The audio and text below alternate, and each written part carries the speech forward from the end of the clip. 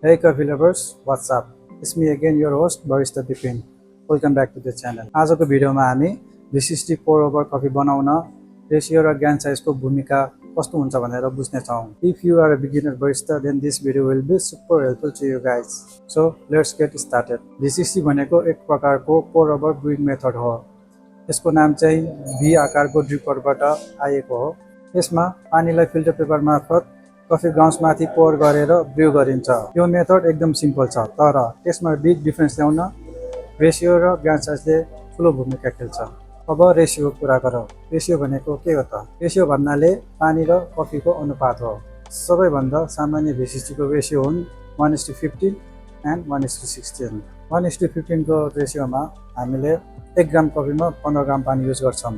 त्यसरी नै 1:16 को रेसियोमा पनि हामीले 1 ग्राम कफीमा 16 ग्राम पानी युज गर्छौँ. फर इक्जाम्पल, हजुरहरूले 20 ग्राम कफी युज गर्नुभयो भने हजुरहरूलाई 300 ग्राम पानी चाहिन्छ 1:15 को रेसियोमा.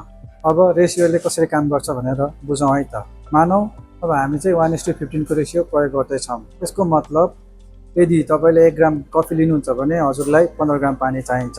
जस्तै क्यालकुलेसन हेर्नुहोस्.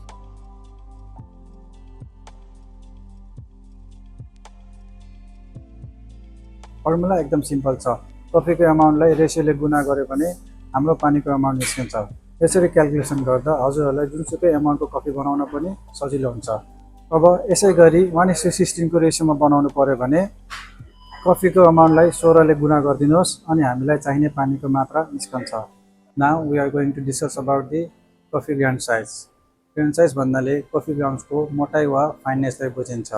ग्राइन्ड साइज मिल्ने 3 प्रकारका हुन्छन्: फाइन, मिडियम एन्ड कोर्स. अब म हजुरहरूलाई ग्राइन्ड साइज देखाउन गइरहेको छु.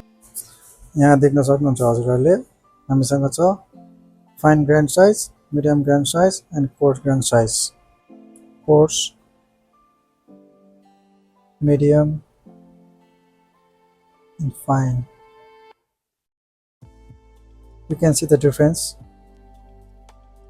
V60 मा चाहिँ mainly medium fine grind use गरिन्छ, जसको टेक्सचर टेबल सल्ट जस्तै हुन्छ.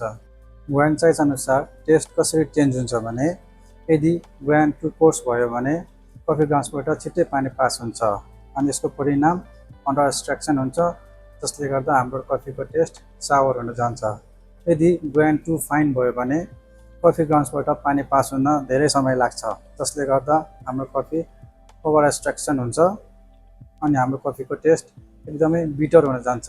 तर हामीले सही मिडियम फाइन ग्राइन्ड प्रयोग गर्दा ब्यालेन्स टेस्ट, क्ल्यारिटी एन्ड आरोमा पर्फेक्ट हुन्छ.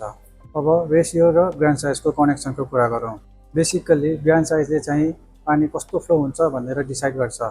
यदि हजुरहरूले कफी धेरै फाइन ग्राइन्ड गर्नुभयो भने हाम्रो कफी ग्राउन्डबाट पानी पास हुन धेरै समय लाग्छ, जसले गर्दा हाम्रो कफीको टेस्ट अत्याधिक तितो हुन जान्छ.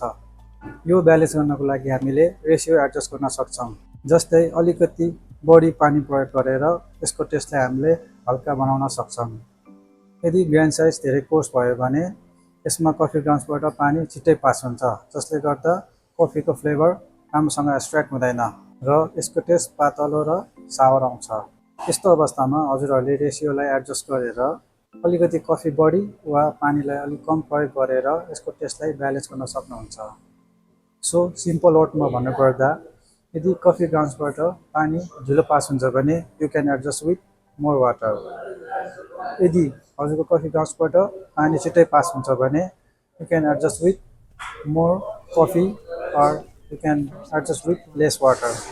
त्यसैले रेसियो र ग्राइन्ड साइज सधैँ एकअर्कासँग मिलाएर प्रयोग गर्नुपर्छ.